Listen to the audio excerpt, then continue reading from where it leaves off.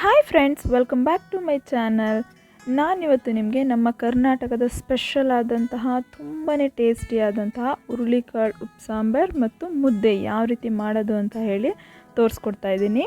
ಈ ರೆಸಿಪಿನ ತುಂಬ ಈಸಿಯಾಗಿ ಮತ್ತು ಕ್ವಿಕ್ಕಾಗಿ ಟೇಸ್ಟಿಯಾಗಿ ಹೇಗೆ ಮಾಡೋದು ಅಂತ ನೋಡೋಕ್ಕೂ ಮುಂಚೆ ಇದೇ ಫಸ್ಟ್ ಟೈಮ್ ನೀವು ನನ್ನ ಚಾನಲ್ನ ನೋಡ್ತಾ ಇದ್ದರೆ ಪ್ಲೀಸ್ ಸಬ್ಸ್ಕ್ರೈಬ್ ಮಾಡಿ, ಹಾಗೆ ಪಕ್ಕದಲ್ಲಿರೋ ಬೆಲ್ ಐಕಾನ್ನು ಕ್ಲಿಕ್ ಮಾಡಿ.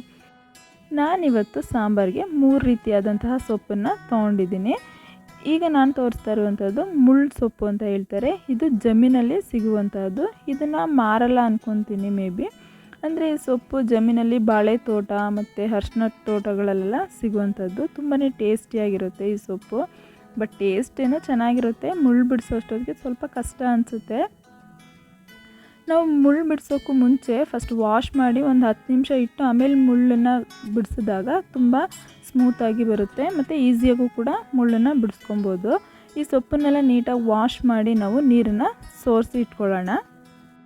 ನೆಕ್ಸ್ಟ್ ನಾನಿಲ್ಲಿ 1 ಕಪ್ಪಷ್ಟು ಹುರುಳಿಕಾಳು ತೊಗೊಂಡಿದ್ದೀನಿ. ಇದನ್ನು ನೀಟಾಗಿ ಕ್ಲೀನ್ ಮಾಡಿ ಈ ರೀತಿ ಕುಕ್ಕರಲ್ಲಿ ಹಾಕಿ 1 ರಿಂದ 2 ವಿಷಲ್ ಕೂಗಿಸ್ಕೊಂಡ್ರೆ ಸಾಕಾಗುತ್ತೆ.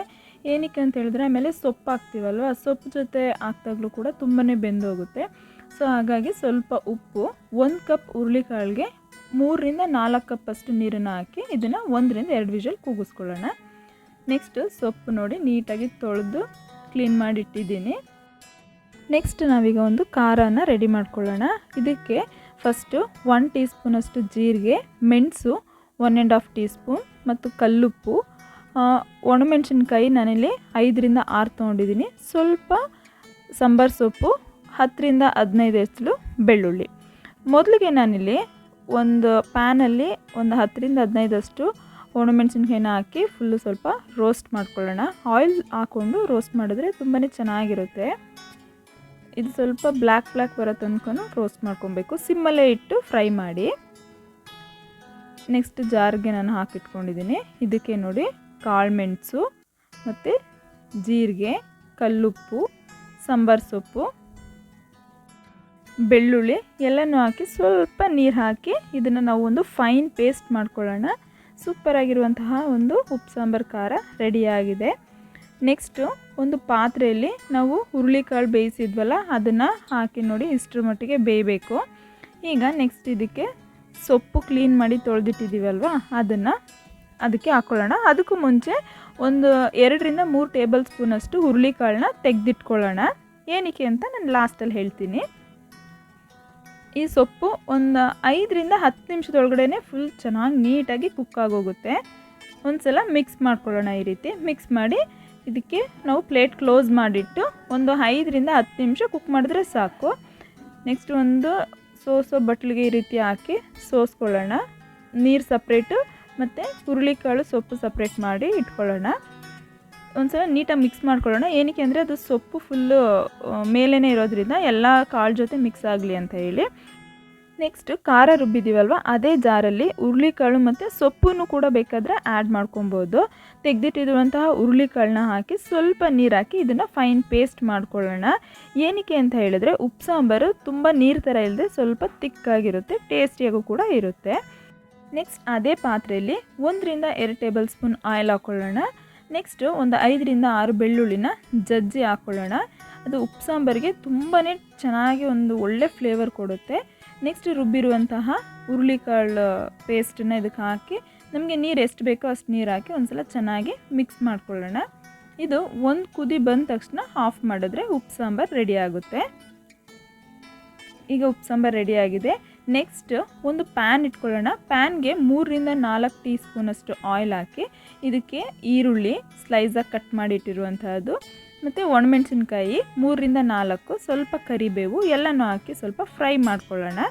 ನೆಕ್ಸ್ಟ್ ಸೋಸಿಟ್ಟಿರುವಂತಹ ಹುರುಳಿಕಾಳು ಮತ್ತು ಸೊಪ್ಪನ್ನ ಹಾಕಿ ಚೆನ್ನಾಗಿ ಮಿಕ್ಸ್ ಮಾಡ್ಕೊಳ್ಳೋಣ.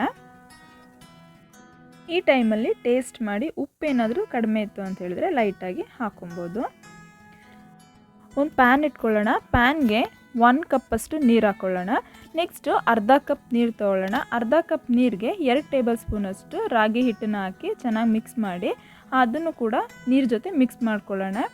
ಕೈ ಬಿಡದೆ ತಿರುಗಿಸ್ತಾ ಇರಬೇಕು, ಇಲ್ಲಾಂದರೆ ಗಂಟಾಗ್ಬಿಡುತ್ತೆ. ಈಗ ಇದು ಚೆನ್ನಾಗಿ ಅಂಬ್ಲಿ ರೀತಿ ಇರೋದು ಚೆನ್ನಾಗಿ ಬೆಂದ ಮೇಲೆ ಇದಕ್ಕೆ ನಾನು ಈಗ 1 ಕಪ್ ಅಷ್ಟು ಇದಕ್ಕೆ ರಾಗಿ ಹಿಟ್ಟನ್ನ ಮಿಕ್ಸ್ ಮಾಡ್ಕೊತಾ ಇದ್ದೀನಿ. 1.5 ಕಪ್ ನೀರಿಗೆ 1 ಕಪ್ ರಾಗಿ ಹಿಟ್ಟು ಕರೆಕ್ಟಾಗಿರುತ್ತೆ. ಇಲ್ಲಾಂದರೆ ಸ್ವಲ್ಪ ಕಡಿಮೆನೂ ಕೂಡ ಹಾಕ್ಕೊಬೋದು. ಬೇಕು ಅಂದರೆ ಸ್ವಲ್ಪ ನಾವು ಮಿಕ್ಸ್ ಮಾಡಿ ನೋಡಿದ್ಮೇಲೂ ಕೂಡ ಹಾಕ್ಕೊಬೋದು.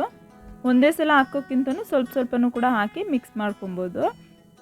ಒಂದೇ ಡೈರೆಕ್ಷನಲ್ಲಿ ತಿರುಗಿಸೋದ್ರಿಂದ ಅದು ಗಂಟು ಬೀಳ್ದೇ ಮುದ್ದೆ ತುಂಬಾ ಸಾಫ್ಟಾಗಿ ಚೆನ್ನಾಗಿ ಬರುತ್ತೆ.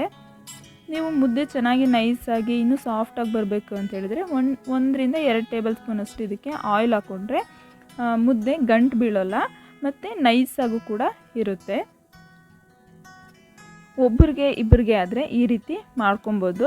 ಒಂದು 3 ರಿಂದ 4 ಜನಕ್ಕೆ ಮಾಡಬೇಕು ಅಂತ ಹೇಳಿದ್ರೆ ನಾವು ಪಾತ್ರೆಯಲ್ಲಿ ಮಾಡಿದ್ರೇ ಕರೆಕ್ಟಾಗಿ ಮುದ್ದೆ ಗಂಟಿಲ್ದೇ ನೀಟಾಗಿ ಮಾಡ್ಕೊಬೋದು. ನೋಡಿ ಈಗ ಚೆನ್ನಾಗಿ ಬೆಂದಿದೆ.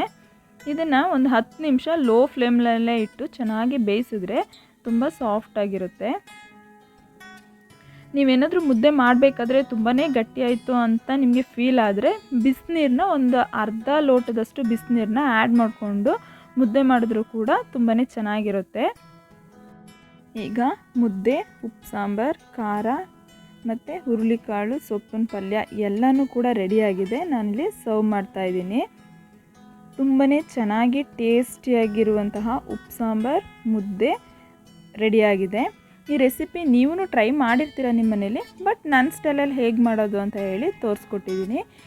ಉಪ್ಪು ಸಾಂಬಾರು ಜೊತೆ ಸ್ವಲ್ಪ ನಿಂಬೆಹಣ್ಣು ಆ್ಯಡ್ ಮಾಡಿ ನಾವು ಊಟಕ್ಕೆ ತಿಂದರೆ ತುಂಬಾ ಮಜವಾಗಿ ಮತ್ತು ಟೇಸ್ಟಿಯಾಗಿ ಇರುತ್ತೆ.